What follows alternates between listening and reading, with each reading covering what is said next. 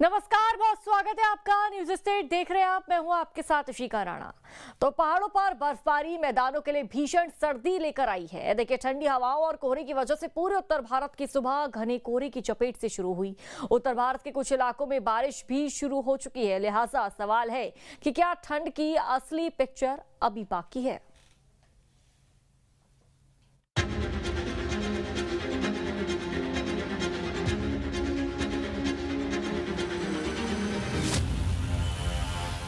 एक तरफ पहाड़ों पर बर्फबारी, दूसरी तरफ मैदानों में कड़ाके की सर्दी।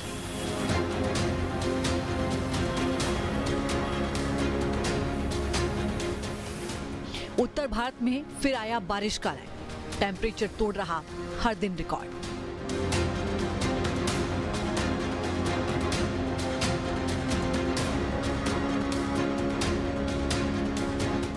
अगर आपके दफ्तर में छुट्टी है और आपने कंबल और रजाई से बाहर नहीं निकलने का फैसला लिया है तो फैसला सही है, क्योंकि बाहर हाड़ कपाने वाली सर्दी आपकी ताक में बैठी है। पहाड़ों पर लगातार होती बर्फबारी ने मैदानों की हालत खस्ता कर दी है। यही वजह है कि उत्तर भारत के ज्यादातर राज्य इन दिनों कपकपाती ठंड से जूझ रहे हैं। देश की राजधानी दिल्ली का हाल तो और भी खराब है, क्योंकि पहाड़ों से आने वाली ठंडी हवाएं मौसम में और भी ज्यादा गलन पैदा कर रही है। कोहरे के कारण जो हवाई यात्रा है वो भी प्रभावित हुई है। दिल्ली एनसीआर फिलहाल जो डबल अटैक झेल रहा है, क्योंकि भीषण ठंड है, साथ में कोहरे का भी जो सितम है दिल्ली एनसीआर के लोगों को झेलना पड़ रहा है। दिल्ली एनसीआर में सुबह की शुरुआत कोहरे और ठंड के दोहरे प्रहार के साथ हुई। कोहरे की वजह से सड़कों पर दौड़ती गाड़ियों की रफ्तार धीमी पड़ गई। वहीं ठंड से बचने के लिए लोगों ने अलाव का सहारा लिया। और तो और मौसम विभाग ने चेतावनी जारी कर दी। दिल्ली एनसीआर, पश्चिमी यूपी और हरियाणा के कुछ हिस्सों में बारिश का अलर्ट जारी कर दिया। 12 और 13 जनवरी को भी दिल्ली, पंजाब और हरियाणा के कुछ हिस्सों में मौसम खराब रह सकता है। अगर बारिश हुई तो ठंड का प्रकोप और भी ज्यादा बढ़ सकता है।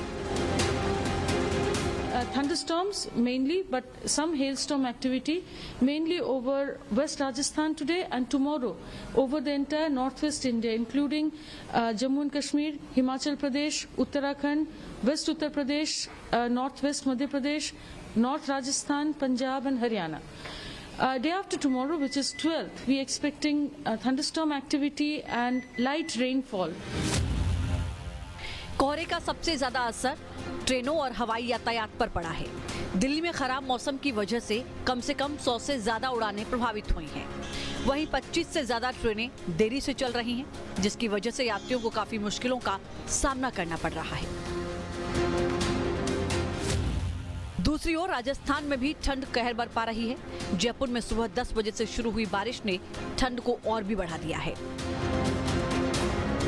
राजधानी जयपुर समेत राजस्थान के 15 से ज़्यादा जिलों में वेस्टर्न डिस्टर्बेंस का असर देखने को मिल रहा है। राजधानी जयपुर में सुबह 10 बजते ही बारिश का दौर शुरू हो गया है। जयपुर शहर के अलग अलग क्षेत्रों में बारिश का दौर जारी है। ये मावठ की दूसरी बारिश है और मौसम विभाग ने इसको लेकर कल ही अनुमान जताया था कि राजस्थान के करीब करीब 15 से ज़्यादा जिलों में इसका असर रहेगा।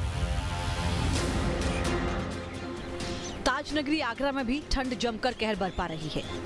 हालांकि 2 दिनों से निकल रही धूप ने थोड़ी बहुत राहत दी है, लेकिन सुबह से ही कोहरे ने ताजनगरी को पूरी तरह ढक दिया। तापमान के लिहाज से आगरा उत्तर प्रदेश का 5वां सबसे ठंडा जिला रहा। सड़कों, बाजारों और घरों में लोग अलाव जलाकर हाथ तापते नजर आए।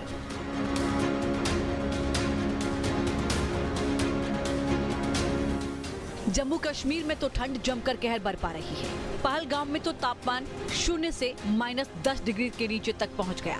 वहीं गुलमर्ग में न्यूनतम तापमान 0 से 8.1 डिग्री सेल्सियस दर्ज किया गया। श्रीनगर में न्यूनतम तापमान -4.3 डिग्री दर्ज किया गया। वहीं ठंड की वजह से डल झील तो पूरी तरह जम गई है।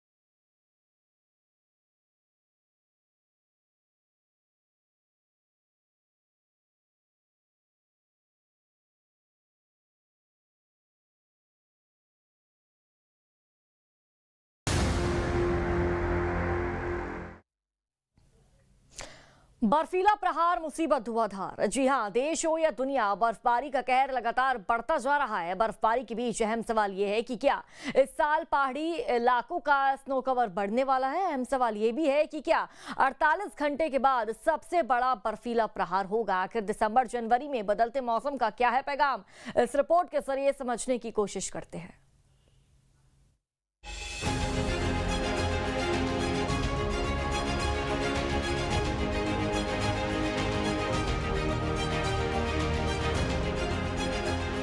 पहाड़ों में -डिग्री में तापमान, कुछ मैदानी इलाकों में 0 तक गिरा पारा। कब तक पहाड़ों में बरपेगा प्रचंड ठंड का कहर। मैदानी इलाकों में और कितना गिरेगा तापमान। इस साल नवंबर में शुरू हुई बर्फबारी के मायने क्या है। क्या इस साल पहाड़ी इलाकों में स्नो कवर में इजाफा होगा।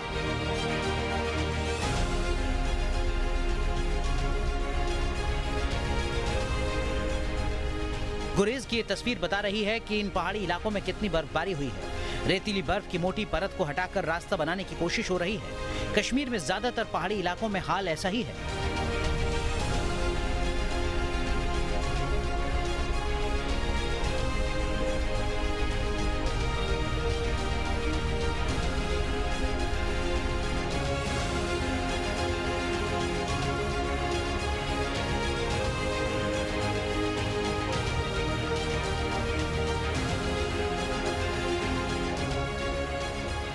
शोपिया की ये तस्वीरें हैं। यहाँ बर्फबारी से सड़कों की हालत बेहद खराब हो चुकी है। सड़क पर फिसलन है, जिसकी वजह से यातायात बुरी तरह प्रभावित हुआ है। प्रशासन की तरफ से लोगों को सुबह और शाम बाहर निकलने के लिए बचने के लिए कहा जा रहा है।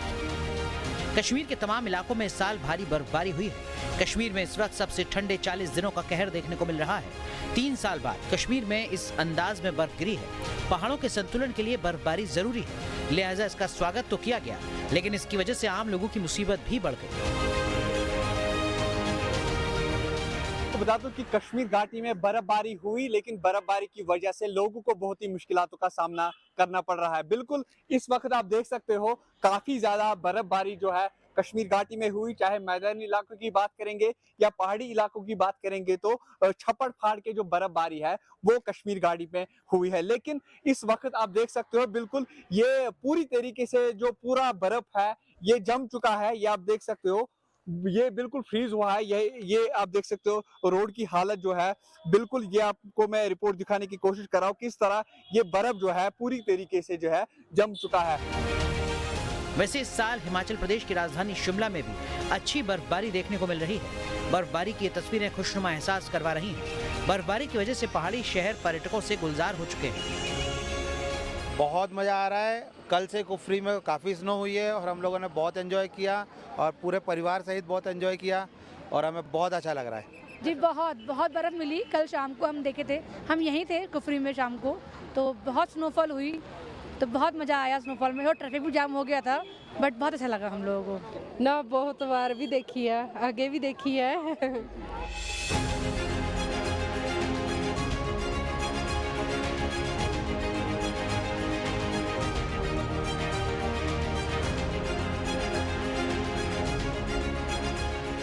अच्छी बात यह कि 1 दशक बाद शिमला में इस साल दिसंबर में बर्फबारी हुई है। मनाली में जनवरी की जगह दिसंबर में हुई बर्फबारी अच्छा संकेत दे रही है। वैसे हिमाचल में पर्यटन उद्योग के साथ बड़ा मुद्दा स्नो कवर का है। हिमाचल में पिछले कई सालों से कम बर्फबारी से स्नो कवर लगातार कम हो रहा है। हिमाचल प्रदेश के state centre on climate change यानी SCCC की रिपोर्ट के मुताबिक हिमाचल प्रदेश में 1 साल में स्नो कवर 10% से ज्यादा कम हुआ है। सतलुज बेसिन में तो स्नो कवर 22% तक कम हुआ है। जानकार हिमाचल प्रदेश में पहले शुरू हुई बर्फबारी को अच्छा संकेत मानते हैं। पहाड़ों में जल्द शुरू हुई बर्फबारी का क्या असर होगा, इसके आंकड़े तो अप्रैल में आएंगे। अप्रैल में बर्फबारी के बदलते ट्रेंड का पता चलेगा। ठंड का सवाल मैदानी इलाकों के लिए भी अहम है। सवाल है कि इस सीजन में मैदानी इलाकों में कितना गिरेगा पारा।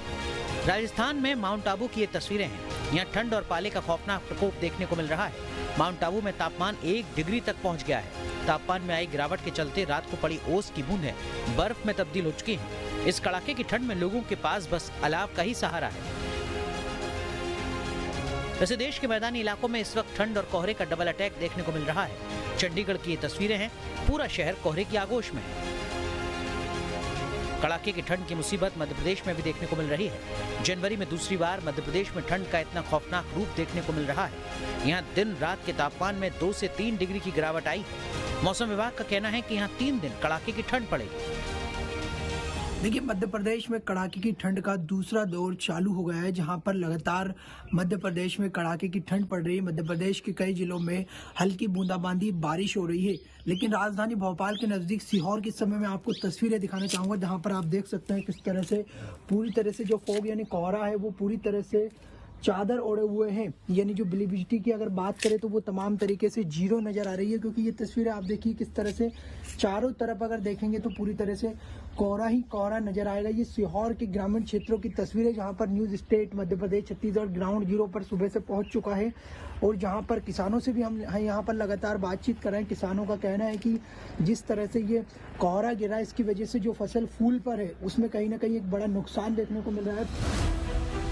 कोल्ड वेव की मुसीबत यूपी को भी परेशान कर रही है। यूपी के 16 जिलों में कोल्ड डे का अलर्ट है। यहाँ कई इलाकों में ठंडी हवा चल रही है। कुल मिलाकर देश में मैदानी इलाकों में कोल्ड और फॉग की ही चर्चा है। अनुमान जताया जा रहा है कि एक और वेस्टर्न डिस्टर्बेंस के सक्रिय होने से ठंड में और इजाफा हो सकता है।